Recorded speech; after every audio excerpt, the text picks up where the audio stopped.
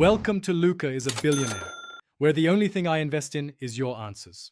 You'll start by confirming your phone supports 5G and that your carrier plan includes it. This prevents wasted steps. Once done, make sure battery is above 20% and disable Wi-Fi so you're testing cellular behavior. Now open settings and go to network and internet or cellular. Different phones label it differently, so scan the menu.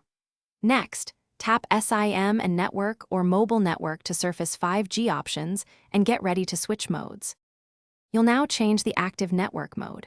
First, tap Preferred Network Type or Network Mode. This lists 5G options.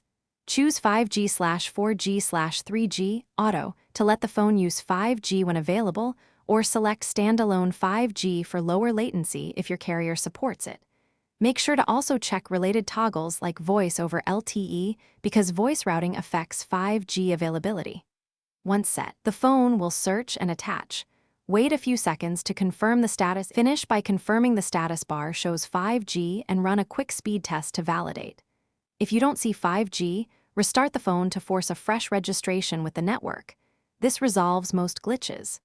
If that fails, check carrier provisioning and APN settings because an unprovisioned SIM won't get 5G. As a last resort, reset network settings to clear misconfigurations, but make sure you know Wi-Fi passwords first. This often restores proper 5G connectivity. Thanks for watching and please subscribe. It's the best investment you'll ever make.